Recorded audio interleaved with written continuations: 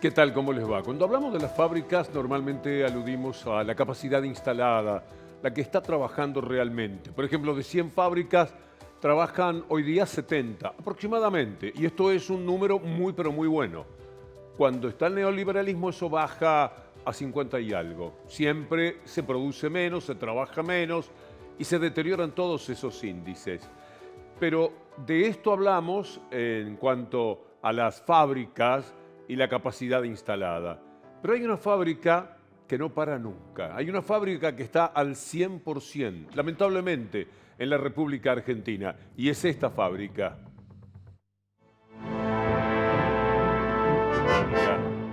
Es una fábrica que no para un minuto en todo el país, porque los medios multiplican su eficacia de las fake, ahí van los productos, van cayendo uno tras otro.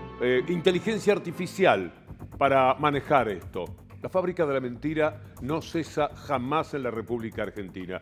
Y hoy hemos tenido otro ejemplo devastador, muy abrumador, muy doloroso, porque el daño que le ha hecho al país, a la democracia, es altamente significativo para el presente y también para el futuro. Estamos hablando de la causa Cuadernos, esa causa que impulsó Bonadío, esa causa que tuvo como cómplices a dos personajes absolutamente indecentes como Bruglia y Bertuzzi, que están enquistados en el Poder Judicial para favorecer cualquier disparate. La causa Cuadernos no tuvo pericias hasta que finalmente las hicieron en forma privada, porque la justicia no quería periciar. ¿Por qué no quería? Y porque tenía miedo, o tenía ya la certeza, no miedo, de que se iba a conocer la verdad, y la verdad es que no hay nada en la causa Cuadernos, que es todo un inmenso disparate, una construcción del personaje inicial, el tal Centeno, un hombre de los servicios, 601 por medio, y también de su amigo Bacigalupo, y también del periodista que consiguió ese material y ganó.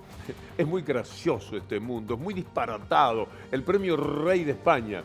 Diga que uno tiene poco aprecio por ciertos premios, pero si no sería asombroso. En ancas de una brutalidad, de una mentira que va cayéndose a pedazos todos los días, ganar un premio que tiene inmediatamente una repercusión internacional. Estamos hablando de la causa Cuadernos. Mire usted cómo lo presentó Página 12 hoy, porque es el punto de partida para brevemente, por lo menos, referirnos en nuestro programa a lo que significa este mundo de mentiras. Dos nuevas pericias, se lo pueden acercar, les agradezco, y de la Universidad de Buenos Aires, impactan en la causa Cuadernos. Concluyen que Bacigalupo, el servicio amigo de Centeno, hizo correcciones y sobreinscripciones y que el lenguaje usado no es el del remisero, lo que confirmaría que el texto fue dictado. El juez peritará ahora las computadoras y celulares de Bacigalupo para investigar quién estuvo detrás de la operación. Hay un periodista que firma su presencia en las redes como el 9 de Nepal y suele entregar cosas de valor periodístico y al mismo tiempo graciosas. Veamos la presentación que ha hecho sobre el tema Cuadernos para entender en 2 minutos de qué se trata. Me llamo Diego Cabot y soy periodista. El momento que Diego vino con los cuadernos fue de esos momentos que todo se paraliza. Entonces agarré los cuadernos, miré así y le digo, ¿qué es esto, Diego? Me dice, esto es o la mayor causa de corrupción de la historia desde la vuelta a la democracia o son unos nombres sueltos en un cuaderno. Un peritaje oficial ordenado por un juzgado determinó que efectivamente existen irregularidades, múltiples irregularidades, en al menos 3 de los 8 cuadernos que forman parte de la causa, conocida justamente como causa Cuadernos. Parte del trabajo que voy a hacer es chequear todo eso, ¿no? Y lo que arrojó es, número 1, sí, los cuadernos los escribió Centeno, pero, y es un pero gigantesco, mayúsculo, tienen enmiendas, tachaduras, correcciones. Centeno, que es el que supuestamente los había escrito, dijo, los quemé todos, uno por uno, y me quedé atizándolos en la parrilla hasta que se quemaron.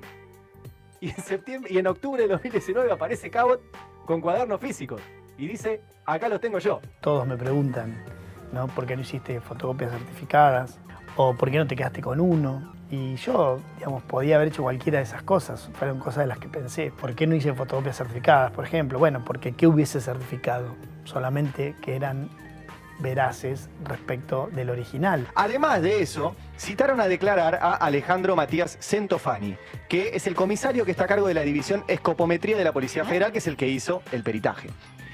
Y lo que dijo este hombre, el comisario Centofani, es que no solo los cuadernos fueron adulterados, sino que los cuadernos 7 y 8, que son los cuadernos donde empezaron a aparecer anotaciones de guita, no fueron escritos día a día, como el diario de un remisero que iba llevando bolsos para coimas, sino que fueron escritos todo de corrido. Lo cual te demuestra una vez más que... ¿Sabe por qué no se conocieron las pericias? Porque la justicia se interpuso. Bruglia y Bertuzzi, como le dije antes. Un personaje que compite en quién es el más obsceno con varios jueces. No quiero ser despreciativo con la condición para ser considerado un juez que avergüenza a Ercolini, los Maíques, varios Maíques, Yadarola, bueno, los bandidos que fueron al Lago Escondido, por ejemplo, Casiais, etc. No quiero ser despreciativo con ellos, ni con Irursun, de la teoría de residual que determinó la cárcel para tanta gente, ni con Bruglia, ni con Bertuzzi, ni con Borinsky, ni con Llorens, ni con ninguno de ellos, porque son todos una vergüenza.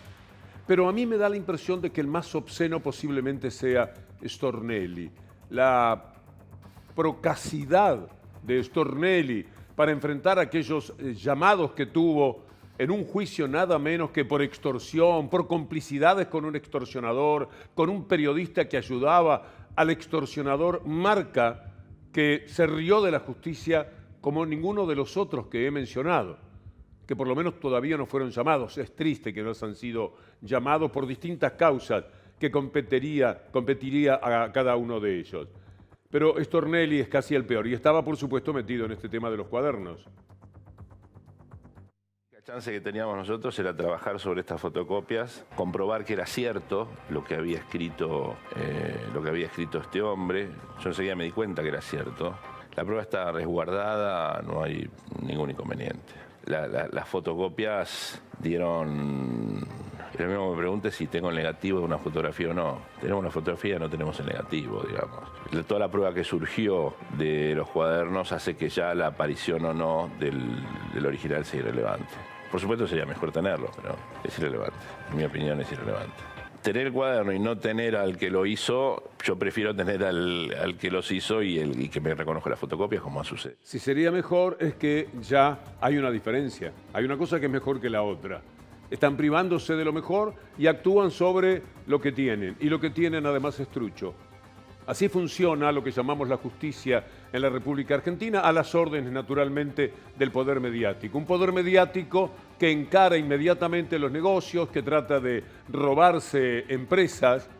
Y podemos probarlo todos los días y decir algo que siempre están invitados si alguno quisiera refutar lo que estamos diciendo, porque son expresiones de los propios empresarios que han sido extorsionados, en este caso por el Grupo Clarín. O sea que no tenemos ningún inconveniente, siempre están invitados, sea Clarín, sea alguien que quiere defender a Clarín, que tenga alguna investidura, alguna posibilidad, alguna representación, con mucho gusto estaríamos conversando. Le han provocado la cárcel, por ejemplo, a Gerardo Ferreira. A Gerardo Ferreira fueron y le dijeron, mira, estás metido en el tema cuadernos. Le fabricaron la prueba con esto que estamos ahora mencionando. Es decir, no estaba en la causa cuadernos. Y de pronto alguien dijo, poneme a Ferreira porque me interesan las represas, los negocios que tiene.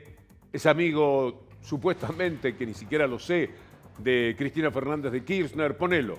Y lo pusieron, lo agregaron.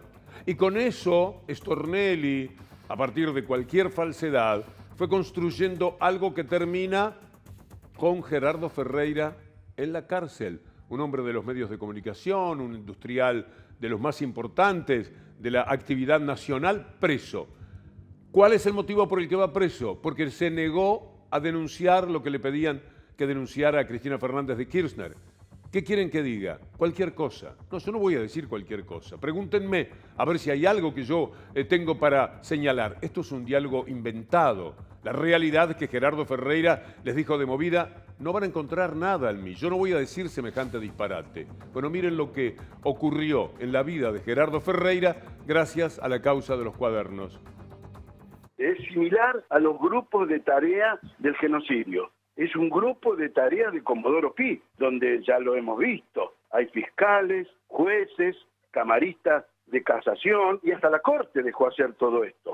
Yo recuerdo que a las 48 horas que estaba detenido yo, el presidente de la Corte salió a respaldarlo a Bonadío físicamente y a darle todos los elementos que necesitaba para continuar con esta causa que era muy grande, ya a las 48 horas se veía. O sea, hay una pata de la justicia, la propia justicia, digamos, desde la Corte, que todavía ahora no se expidió nada en relación a las prisiones preventivas, a las detenciones ilegales, a los procesamientos, nada hizo de eso. Por otra parte, la pata mediática.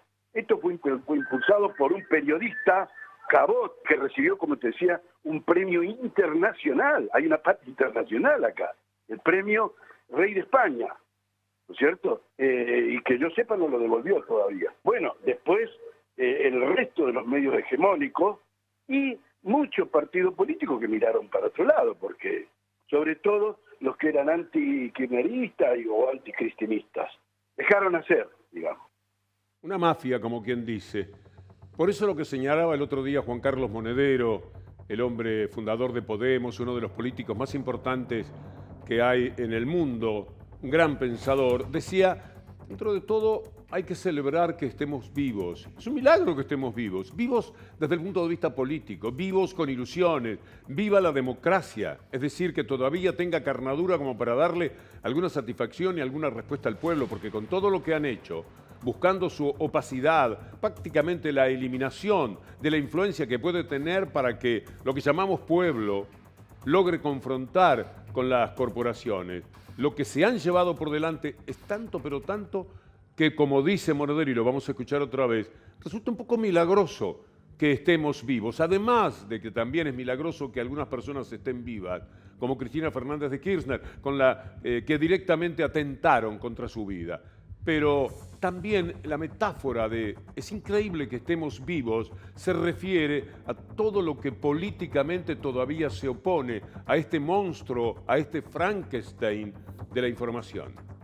Unos medios de comunicación que se han convertido en empresas de la mentira, ¿no? En España, fíjate, hace casi 12 años que desapareció ETA y la campaña de la derecha y de la extrema derecha ha sido cuidado con ETA.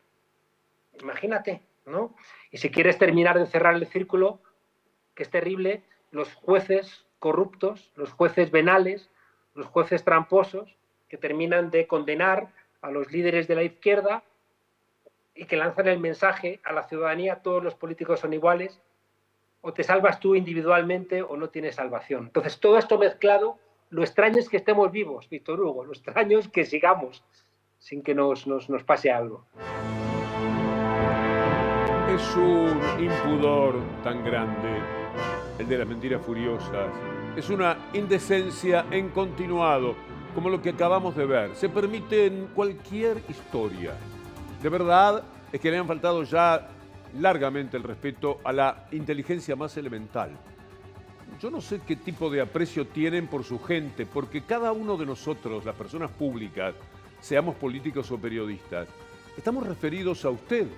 Es decir, no quisiéramos defraudar la exigencia de aquellas personas que por alguna razón, a veces misteriosa, creen en lo que hacemos. Y tratamos de ser fieles a eso.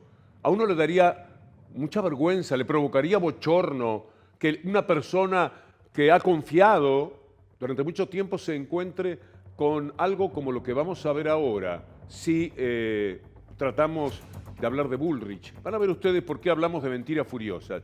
Empezaremos por lo de la absurda entrada que ella se promete al Banco Central para mostrar que en el Banco Central no están los dólares. Imagínense usted, alguien entra con una cámara y dice, a ver, me muestran los dólares. Mire, señora, no se puede, no están los dólares, son papeles. Hoy día no es que tenemos una pila de dólares así. Se trata de papeles que dicen equivalente a $80.000, a $200.000. Son papeles, es otra historia, tengo la impresión. Son fax, telegramas, donde va el dinero. Pero el dinero físicamente no está como cuando vamos al kiosco. No parece que sea así. Bueno, por eso igual se permite prometer eso. ¿Harías el cepo? Mirá, nosotros Sofía. tenemos que sacar el cepo lo antes posible, porque el cepo se come todas las reservas. Bien. Si nosotros le tenemos miedo a sacar el cepo, si nosotros tenemos miedo a sacar los piquetes, si nosotros tenemos miedo a gobernar, ¿quién tiene pero miedo? pará, si sacás el cepo, ¿cómo haces para que no vayamos todos a comprar dólares corriendo, que nos peguen las patas en los talones? Mirá, ¿hay dólares para todos? Nuestro equipo económico va a presentar un modelo después que veamos cómo está el acuerdo con el fondo, qué hizo Massa, qué te deja Massa, porque lo primero que vamos a hacer es entrar con una cámara de televisión al Banco Central. Claro, porque a corazón abierto queremos decirle a la gente cómo está el país. ¿Es en serio o es Pero una es que broma? es verdad. ¿Vas a entrar con una cámara al Banco Central? Para mostrar a la gente... Es muy buena. ¿Qué Banco ¿Y qué Central vas a mostrar dejan? la guita que hay? ¿Vas a mostrar no están las reservas ahí. No están, no hay más. Hay reservas negativas. ¿Qué va a estar un cofre vacío? Es un monasterio. Esto es lo que me dejaron. Es importante. ¿Sacarías el cepo? Parece que ella no se da cuenta cuando la están cargando, porque me parece que este tramo habla de una manera de juguetear con lo tonto de lo que está diciendo. Alguien que perfectamente puede ser presidenta de la República. Tiene colaboradores, eso sí, que por ahí levantan el promedio. Hay un muchacho Arabia, por ejemplo, que frente a esto, tratando de justificarlo, dijo, no, es una escenificación. Ella quiso dar una especie de metáfora. ¿Cómo va a estar ahí el dinero? ¿Hay ahí como una inconsistencia con lo que dice Patricia en relación a lo que te comento que nos decía el colega? No, porque de vuelta es una significación, es una explicación, es para ser claro. Digo, es lo mismo si yo lo tengo digitalizado y lo tengo en una pantalla y entro con una cámara y muestro la pantalla. Es exactamente lo mismo. La idea es una idea más profunda, no tan un análisis tan superficial. No quiero contestarle al economista que no está presente, pero no una idea tan superficial. Es algo simbólico para vos, es una significación. Claro, es una forma de decir, miren, nosotros lo que vamos a tener que hacer es decirle a los argentinos cuántas reservas nos quedan y se los vamos a tener que mostrar. No importa si es un papelito que tengo impreso, una pantalla o si tengo lingotes ahí, no importa. Lo importante acá es que va a haber que decir la verdad. Era simbólico, una especie de traslación, que eso es finalmente una metáfora de la realidad a lo que es una apariencia de realidad. Pero también en La Nación Más, leo aquí, trataron de ayudarla a decir que era una metáfora efectivamente y de inmediato para sacarla del mal paso, del mal trago, parece ser que terminan hablando del gobierno, es decir, estaban con Bullrich, el disparate que había dicho, la justificación de la gente que trabaja para ella y para ayudarla, para llevar el tema a otro lado, lo pusieron, pues como no podía ser de otra manera, del lado del gobierno y dijeron esto. Bueno, entonces, a ver, yo estaba con Pablo Rossi enfrente y decía, a ver, entiende lo que quiero decir, ¿eh? Hay que mostrar la herencia que Vos decís que fue una metáfora, de verdad. Bueno, un simbolismo. Yo lo entiendo así. O que realmente piensa que los billetitos están ahí acomodaditos. Sí, a ver, yo entiendo que fue simbólico, ¿no? En todo caso, lo tendrá que igual explicar. Si me preguntás a mí, más grave es que el ministro de Economía nos diga que paga el fondo sin usar reservas. Claro, bueno, ¿no? eso es mentira. O sea, eso directamente ya... Es muy bueno eso. De pronto apareció el ministro de Economía en la volteada. Uno de los asesores, así como Arabia, se llama Siracusa. Siracusa es un asesor que por ahora tiene que googlear, tiene que recurrir, no digo al rincón del vago, pero más o menos, tiene que buscar por Google alguna de las explicaciones económicas, lo cual llama la atención porque se trata de un asesor económico de Patricia Bullrich. No hubiera dicho la palabra blindaje, que lo quiso decir como una palabra del español y no como una referencia a ninguna política del 2001 que yo tuve que googlear, porque no me acordaba de qué estaban hablando. Yo no entiendo cómo relacionaron lo que dijo Patricia con la idea esa de lo que pasó en el 2001, porque no tiene nada que ver. Tengo más material referido a Bullrich, después vamos a hablar también de Rodríguez Larreta, porque una de las cosas que noto en ciertos medios de comunicación es que le dan más duro a Patricia Bullrich que a Larreta. Patricia Bullrich está más pobre que Larreta, tiene menos dinero para volcar sobre la mesa de los medios de comunicación y por ahí se establece alguna diferencia. Y sobre todo, a futuro, da la sensación de que Larreta es una promesa maravillosa de dineros a los medios de comunicación. Si como jefe de gobierno de la ciudad de Buenos Aires fue el hombre más generoso que se haya visto junto a María Eugenia Vidal en sus tiempos de la provincia de Buenos Aires, imagínenlo, presidente de la República, y hay quienes se están refregando las manos pensando en esa posibilidad. Pero digo esto de Bullrich en función de lo mucho que vamos a hablar de ella. Breves, son apenas pastillitas sobre una Bullrich que es de película. Vamos a mostrar a la Bullrich de película en distintas filmaciones que ella tiene en su cabeza. Debe ver mucho Netflix o distintas plataformas. La cuestión es que está muy tomada por el tema cinematográfico. Empezó por aquello de la muerte de Nisman. Ella ya tenía una explicación fílmica del tema. ¿Lo mataron? Mira, yo no lo puedo decir, pero mira, llegué 10 minutos tarde porque estaba mirando una serie que se llama Tirador, ¿no? Y que hay una escena donde la mafia rusa agarra a una persona, la sienta en una silla, le pone unos aparatos especiales, le pone la pistola así y de golpe una persona totalmente cubierta tira un piolín y lo hace suicidar. Te juro que me agarró, pero yo no puedo decir.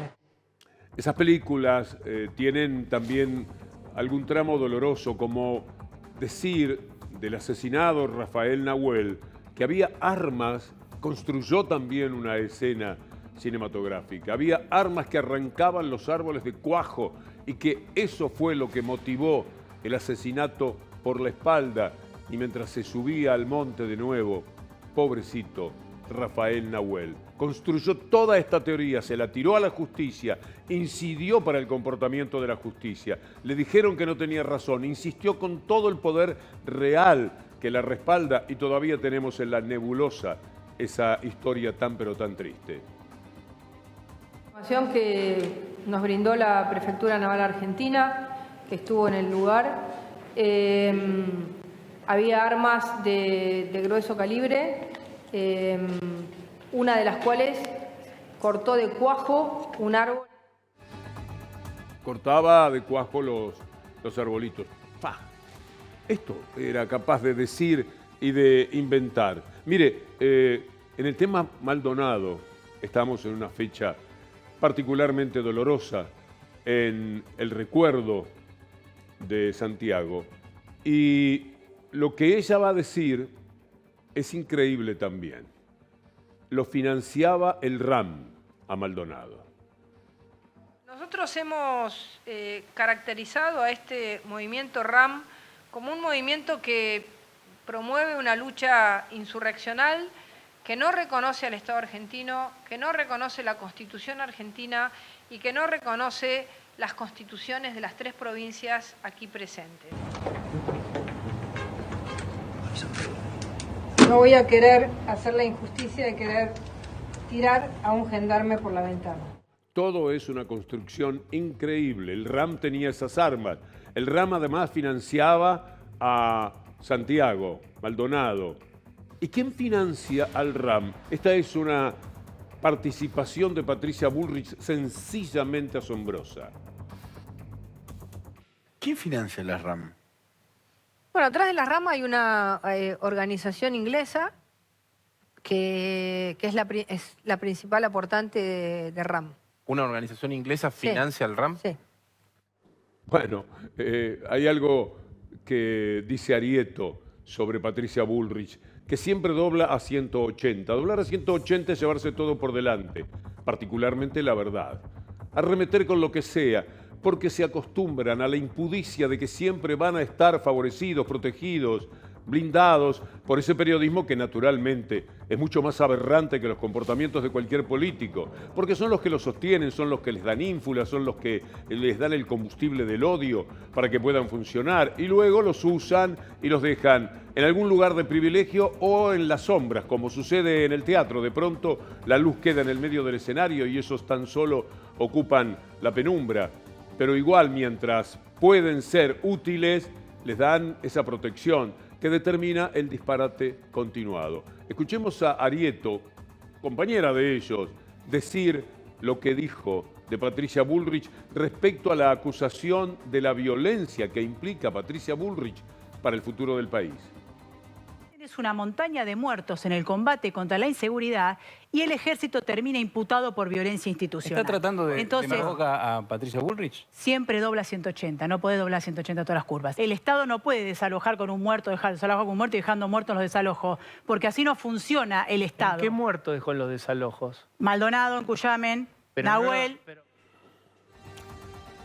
Vayamos a Larreta, porque algo importante es que son iguales, procuran diferenciarse. Ella quiere ser más guapa que Larreta, ella quiere ser más valiente, más corajuda. Ella le llama coraje, por ejemplo, a saber que le va a pegar a los pobres.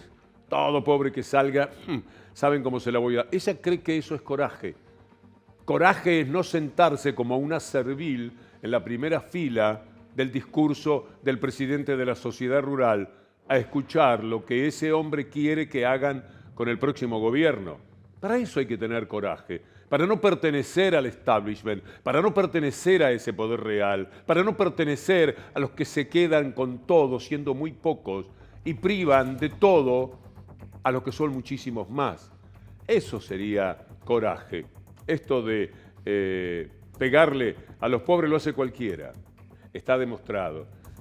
Y Larreta es igual, pero Larreta habla desde un lugar, si se quiere, extraño, llamativo, porque él dice sobre la coparticipación que es una victoria. Entendamos que la coparticipación, el robo de los dineros que eran de la provincia de Buenos Aires para la ciudad de Buenos Aires es una afrenta por varios motivos. Primero, porque no correspondía, y segundo, porque darle mucho más dinero a una población 6 veces más pequeña que la de la provincia de Buenos Aires, con el pretexto de la policía, cuyo dinero era muchísimo menos el que se necesita que el que se tomaba de la coparticipación, es una inmensa mentira, es una falta de respeto. Yo no sé cómo hace para ir por las provincias, Larreta, para pedir el voto a quienes él está estafando. Las provincias están estafadas, como se lo va a decir en instante nada más Pacerini. Pero escuchemos a Larreta hablando del triunfo de la coparticipación. Están los que hablan de coraje para vencer al kirchnerismo. Y estamos los que lo hicimos. Vamos a hacerlo porque ya lo hicimos. Él se atribuye como un triunfo la estafa de la coparticipación, la estafa que comete contra todo el país. Ahora, yo no sé si toman nota en el resto del país del desplante que significa frente a la inteligencia, pero también frente al honor de las provincias, esto que hace y dice Larreta, poniendo cara de, no sé, de presidente, de algo trascendente, porque es un acting lo que hace. Pero está hablando de la coparticipación. Mire usted lo que le responde Pacerini, el intendente electo de la provincia de la ciudad de Córdoba. Lo que planteó Martín el domingo a la noche, y lo gritamos fuerte, fue que vinieron en aviones privados, todos estos tipos que obviamente reniegan de los subsidios cuando son para los pobres, pero cuando son para ellos, bien que los reciben y bien que los usan. Y obviamente también vinieron a darnos cátedra durante todo este tiempo de campaña de cómo se debe gobernar una ciudad, cuando ellos, claro, la gobiernan con la guita nuestra, son la ciudad más rica de la Argentina y obviamente tienen un montón de recursos que no se distribuyen. Y nosotros, más allá del respeto que le tenemos, porque tengo muchísimos amigos en Buenos Aires que me han llamado, me han cargado, pero nosotros no tenemos nada en contra de nadie, sino que nos parece que los ciudadanos somos sujetos de derecho y los derechos tienen que ser iguales para todos. Todos los ciudadanos son sujetos de derecho de toda la República Argentina y no es justo que aquellos que viven en la parte más rica, más favorecida por las circunstancias históricas de Buenos Aires, permitan la estafa que se comete contra el resto de las provincias, ciudades mucho más pobres, donde hacen falta tantas, pero tantas cosas, provincias que carecen todavía de elementos muy importantes, a veces de la salud, de la educación, todo lo que hace falta en la Argentina, todo lo que hace falta nada más, para no ir tan lejos, en la provincia de Buenos Aires, y se lo quita la ciudad de Buenos Aires. Es muy enfermante, es algo que parece un tsunami que nos viene encima y nos arrastra, nos lleva indefensos sin poder hacer un movimiento que dependa de nosotros. Somos llevados como hojitas por el agua. Es tremendo lo que hacen. Crean una indefensión muy, pero muy grande. Miren lo que dice Larreta sobre el tema del gasto. Ah, no está el tape. Bien. ¿Podemos ir a la subejecución? Entonces sí. Ahí está. Larreta subejecuta el presupuesto en salud y educación, pero acelera el gasto en propaganda para la campaña. Esta es la respuesta a lo que no pudimos poner en el aire, que es cuando Larreta dice que son capaces de administrar muy bien el gasto. Mire qué bien que lo administran. Subejecutación del presupuesto en salud y en educación. Mire este tuit contra los docentes. Además de subejecutar el ataque perpetuo a los docentes. La educación no puede parar, el docente que para no cobra y el que no para gana más.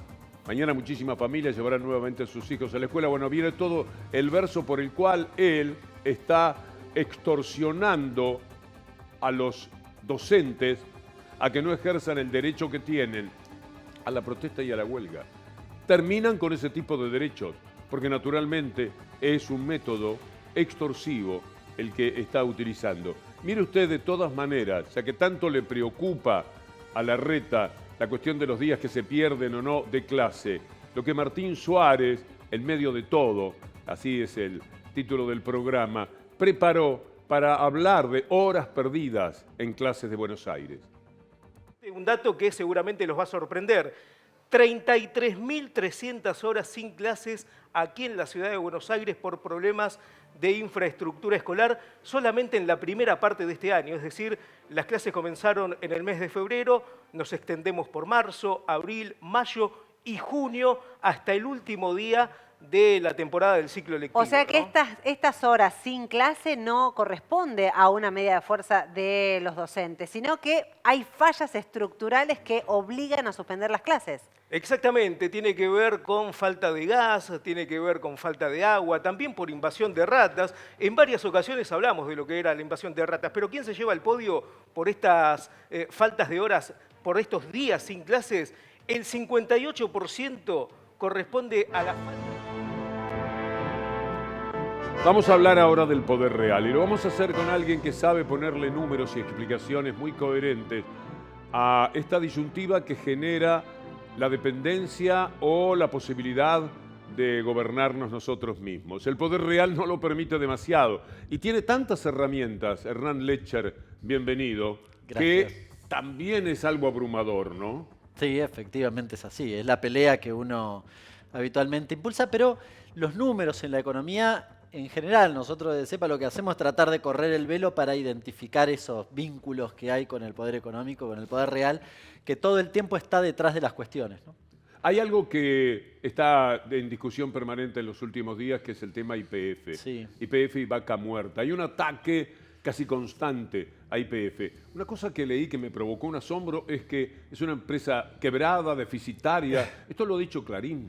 Bueno, la realidad es absolutamente lo contrario. Pero en este último tiempo, en relación justamente a lo del poder real, el problema que tenés hoy es que hay un fondo buitre, los argentinos sabemos lo que es un fondo buitre, un fondo que compra por migajas, en este caso la posibilidad de litigar, afuera de la Argentina. Esto no es menor, porque todo el negocio financiero que hace el fondo buitre está habilitado porque puede litigar fuera de la Argentina. Si lo hiciera en la Argentina no presenta ni la demanda, no tiene ni sentido, no tiene ni para arrancar.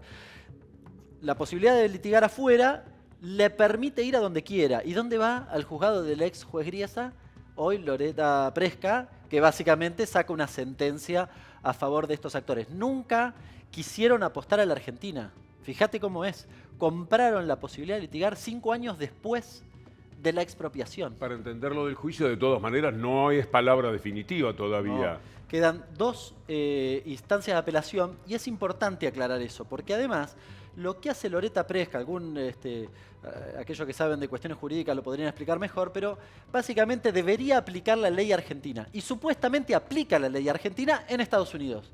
Ahora, hay una gran contradicción en esa aplicación que es, aplica la ley argentina pero le da mayor importancia a un documento entre privados, que es básicamente el estatuto de YPF, que dice que hay que hacerle una oferta al accionista minoritario y básicamente pone en un segundo plano una ley del Congreso. En la Argentina eso no tiene ni para arrancar. En la discusión una de las cosas que hacen es utilizar cifras que asustan. Hablan, por ejemplo, de 5.000 millones de dólares que habría que pagar. Algunos hablan de un poco más de 5.000 millones de dólares. Frente a esto uno dice, bueno, ¿y entonces cuánto vale YPF? Yo leí una nota tuya en página 12 que me resultó excepcionalmente importante, porque yo no sabía que podía llegar a costar, a valer YPF 380.000 millones de dólares en años vista. En una estimación casi conservadora, te diría. Ahí hay varias dimensiones de análisis para pensar YPF. Una es, si querés, estrictamente la cuestión económica. En esto de decir 5.000 a 16.000 millones, ¿es mucho o poco? Cuando vos lo ves en la tapa de Clarín, listo, estamos quebrados, hay que entregar la compañía. YPF está fuera del juicio, la verdad vale la pena aclararlo también. YPF no tiene que afrontar el juicio, lo tiene que afrontar el Estado Nacional. Esto no es menor, porque cuando discute Bulford con un Estado soberano, tiene que también adecuarse a las posibilidades de pago del Estado soberano. En caso de YPF se podía quedar con vaca muerta, por ejemplo. Por eso les preocupó mucho que quedara fuera YPF. Pero si yo valorizo, YPF tiene el 51% estatal de acciones que además no es que yo pueda ir a comprarlas. Necesito una ley para poder venderlas. Con lo cual es bastante razonable que en el cálculo del valor de las acciones no se exprese el verdadero valor de la compañía. Y si yo profundizo en la línea de la valorización material, económica, y tomo las reservas y recursos, los recursos son reservas, pero que no puedo extraer en este momento porque no te da el pozo hecho, dicho de manera sencilla, ¿no? Pero que existe ahí. Estamos hablando de al menos 310.000 millones de dólares. ¿Sabes lo que te voy a pedir en la premura que siempre generan los tiempos? Que enumeres las cosas que la gente tiene que saber de una vez por todas, según tu conocimiento, sobre YPF y Vaca Muerta. Bueno, la primera es esta cuestión. Estamos hablando de 310.500 millones de dólares solo contando lo que tiene YPF en Vaca Muerta. YPF en Vaca Muerta. Segunda cuestión, a eso hay que agregarle la valorización de lo que es el offshore. El offshore es las reservas o los recursos identificados en el mar argentino, sobre todo a unos 500 kilómetros de las costas marplatenses, que se estima que te podrían generar al menos 6.500 millones de dólares anuales. 6.500 millones anuales, vamos sumando. Hay que agregarle Palermo Aike, otra cuenca en el norte de Santa Cruz, que también no está valorizada en esta cotización que recién te mencionaba. O sea, la señora lee que YPF ha hecho un desastre, que tiene que pagar 5.000, 6.000, 7.000 millones de dólares a un fondo buitre, lo cual ya es una vergüenza. Ya tendríamos que excitarnos en la reacción. Pero lee eso y dice, qué barbaridad, estamos fundidos, estamos muy mal. Que sepa que esos 6, 7.000 millones de dólares son nada, están licuados, si se quiere, en medio de todo lo que esto le va a permitir ganar al país. En términos económicos. Pero te agrego algunas otras cuestiones también en clave económica, pero si querés menos medibles o cuantificables en dólares en este caso. ¿Cuánto vale una compañía que te permite, por ejemplo, supongamos que nosotros estamos hablando de 310.000 millones de dólares. Ese dinero te cambia la matriz no energética, económica de nuestro país. Vos sabés que el problema principal de la economía argentina es la restricción externa, los dólares que no tenemos. Si vos no... Imagínate YPF privada. Equinor, la empresa noruega, compra YPF, la privatizan porque toda esta operación tiene por finalidad privatizar YPF. La privatizamos. Entonces Equinor explota Vaca Muerta, exporta el gas y el petróleo, se hace de los dólares y ¿qué va a querer? Llevar esos dólares a su casa matriz. La viste pasar como agua entre tus dedos y no resolviste la matriz económica de nuestro país. Eso se resuelve porque tenés YPF. ¿Cuánto vale una empresa de ese tipo? ¿Cuánto vale una...? No, es que es muy misterioso que estemos discutiendo esto. No es de asombro. ¿Podría permitirse esta discusión a algún otro país que está pensando en su soberanía energética? No, de hecho, te puse el ejemplo de Equinor, la empresa noruega que es estatal. Te podría poner el ejemplo de la Malaya, Petronas, que también es estatal. ¿Cuánto vale una empresa como YPF que ha negociado con Petronas la posibilidad de hacer una planta de liquefacción para poder exportar en la Argentina? 40.000 millones de dólares, Víctor Hugo.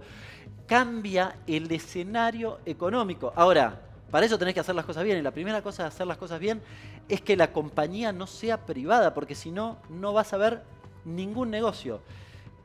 Agregale YPF Litio, agregale ITEC, las experiencias que está desarrollando YPF Luz, las experiencias que está desarrollando YPF en materia de nuevas energías. Y ni que hablar, un dato que a mí me sorprende que no lo planteen y no lo pongan sobre la mesa de manera reiterada. Los datos actuales de YPF son tremendos. Ha crecido en producción 10%, después de una caída de 12% con Macri. Bien, digo, cae así, se recupera con la actual gestión. Aumenta la inversión, aumentan las reservas, aumentan la rentabilidad. Se podría, esos 5.000 millones de dólares se pueden pagar con un año de ganancias de YPF. Bien, digo, para dimensionar. Aumenta la rentabilidad, récord en los últimos 25 años.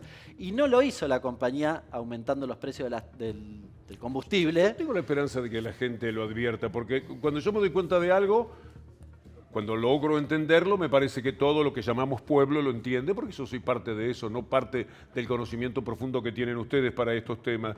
Y me asiste la esperanza de que semejante exageración, esa visión sesgada que tienen para observar la economía y ese ataque a la maravilla que significa tener como estatal a YPF, la gente lo advierta, no solamente en el corazón, sino también en el bolsillo a futuro. Tengo esa esperanza porque no puede ser que uno modestamente pueda entender esto, por eso te invité.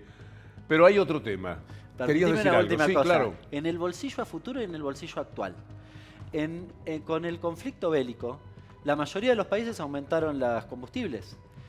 Preguntáselo a cualquier empresa europea el problema que le generó el conflicto bélico en materia energética y sus costos.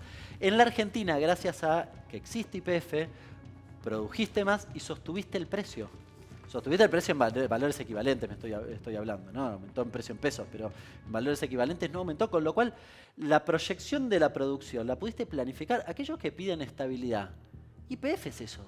Y la gente que va a cargar también tiene esa garantía. Pero mientras tanto los ametrallan con esto. Vamos a ver la influencia mediática que actúa en forma constante para que no entendamos nada, para que creamos que se ha hecho un pésimo negocio, que el país se ha resignado a una derrota más cuando es una victoria excepcional. Historia de un fracaso, siempre la palabra pasa por ese lado, por esos lugares, aceptan pagar como mínimo otros 5.000 millones por la estatización. 5.000 millones los estamos poniendo en términos relativos claramente muy por debajo de lo que YPF puede significar o significa ya para el país. Definitivamente, en la actualidad, en el futuro, y además, lo que vos decías antes, ni siquiera es una sentencia definitiva. Quiero dejarle unos minutos al blindaje. La discusión que se planteó, que tiene que ver con tiempos en los cuales no existía YPF, que no existía como propia, ¿verdad? Me gustaría entender un poco lo que repercutió de verdad, no solamente por la discusión política barata, el tema de hablar del blindaje. ¿Es verdad que se trata de una necesidad en la cabeza de los economistas neoliberales, por llamarles de alguna manera? Bueno, les encantaría recorrer nuevamente ese camino, evidentemente. Yo creo que Bullrich pone en palabras algo que efectivamente no solo están pensando, sino que añoran, ¿El blindaje qué fue en la historia argentina? Fue un crédito que tenía la característica de lo que hizo Macri allá por el 2018, cuando fue a pedirle al fondo una ayuda. En realidad ni siquiera le pide la plata, le dice, o el fondo le dice, bueno, tenés ahí la plata, si la querés usar, está disponible. Y con eso creían que iba a ser suficiente para que todo funcionara bien. A finales de 2000 pasó exactamente lo mismo. De la Rúa dice, bueno, ya accedimos al blindaje, con esto vamos a crecer, nos va a ir a todos maravillosamente bien. El tratamiento que hace Clarín respecto del blindaje allá por el 2000, a principios del 2001, es tremendo. Es más, tiene una tapa... Mirá estas tapas. Bueno, fíjate... Esto es increíble. Hay una que es del 31 de diciembre, el 30 de diciembre, el último día del año del 2001, que dice algo así como, ¿en qué te va a beneficiar el blindaje? ¿En qué te va a beneficiar el blindaje? El último día del año lo dedican a decirte, a contarte, y son todas tapas que elogian, básicamente, no hay ninguna negativa. Siempre está lo cultural primero y después vienen las decisiones de los políticos obedientes. Primero crean como quieran hacerlo otra vez. Lo dice Bullrich, lo repiten sus economistas, un poco lo discuten, pero pusieron sobre la mesa semejante discusión. No estaba en el ánimo de nadie. ¿A quién se le había ocurrido esa palabra, blindaje? No, efectivamente. ¿Y sabes qué significó? El blindaje es un acuerdo con el fondo, o ese momento fue un acuerdo con el fondo, la plata la ponían bancos y demás, pero básicamente era con el fondo. El fondo le pide, esto es importante porque acuerdan el blindaje y el fondo les dice, che, necesito que vos hagas estas cosas. ¿Y cuáles son esas cosas? El ajuste del gasto, el recorte de las jubilaciones, el aumento de la edad jubilatoria, el recorte de PAMI y ANSES. Y una política que habitualmente cuando uno piensa en el 2001 siempre se le viene a la mente, se la pidió el fondo en el blindaje, que fue el recorte de los salarios y de las jubilaciones, que se oficia, se opera en julio del 2001, es decir, 7 meses después del blindaje. Está en el acuerdo del blindaje el pedido de recorte, con lo cual no es para nada nuevo. Es decir, vas a ir a hacer un blindaje con el fondo en este momento. ¿Qué te va a pedir el fondo? Pero lo que preocupa es que además la candidata a presidente es la que dice que lo va a hacer. Con lo cual das por descontado que lo que le pida el fondo lo va a hacer. De última, en el 2001 se supone que no querían, tal vez terminaron en ese lugar, ¿no? Es decir, ahora te lo dicen abiertamente, mirá, te voy a hacer daño en tu bolsillo, te voy a hacer daño en tu vida. A mí me sorprende que a la par te pidan el voto. Hablando del tiempo presente, ¿qué logró la Argentina en estos días? Si es que hay un logro. A ver, el acuerdo, vos sabés, yo en particular he estado, no lo he compartido, creo que es muy dañino para la Argentina, es una pistola en la cabeza trimestral todo el tiempo. Ahora, cuando uno piensa en el microclima de lo que acordó ahora la Argentina, el fondo quería una devaluación del 100%, no se la llevó. En principio tenés aprobadas 2 revisiones. Melconian, especie de colega tuyo, sostiene que después de las PASO viene una brutal devaluación. Bueno, probablemente, la postergaron, dice. Probablemente es lo que quieran, ¿no? Porque siempre es así.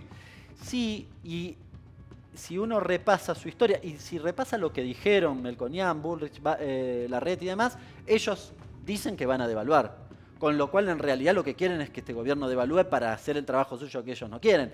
Y es más, si me pinchás un cachito, yo creo que el fondo es una especie de papá de la oposición, que cuando los chicos no pudieron hacer lo del plan bomba, lo de la mega devaluación, el blindaje o lo que fuere en detrimento del salario de los argentinos, viene el fondo, papá, a tratar de resolver esa cuestión. Así que en esa discusión creo que la Argentina logró sortear esa cuestión con 2 revisiones, 7.500 millones de dólares, y se llevó poquito, si querés, el fondo con el aumento del impuesto país, el 7,5 famoso, para los insumos importados. ¿Qué va a ser más fuerte, la política o la economía en estos meses?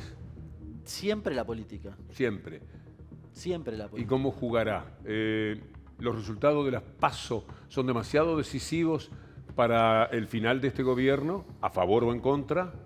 Bueno, yo creo que en una elección es complejo el voto, ¿no? Siempre el componente económico tiene un peso significativo, pero habida cuenta de que quizás vos evaluás y decís, bueno, en la cuestión económica, el actual gobierno, podemos encontrar algunos aciertos, pero es cierto que no logró cumplir en parte con su mandato de recuperar sobre todo el poder adquisitivo, pero del otro lado tenés una propuesta que básicamente te lleva al fondo del pozo. me parece que en ese escenario, quizás tal vez por la negativa, pero finalmente el escenario económico puede jugar a favor del oficialismo. Hernán Letcher, muchas gracias. Un placer.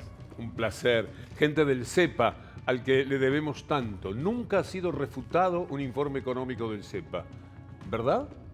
Entiendo que no. Tengo unos cuestionamientos subjetivos, si querés, que está muy bien, el debate siempre vale. Pero yo me nutro muchísimo de ustedes y me doy cuenta que ha habido durante muchos años una razón de peso en cada cosa que dijeron. Muchas gracias. Un placer. Amigos, nos reencontramos y amigas mañana, si Dios quiere. Hasta entonces.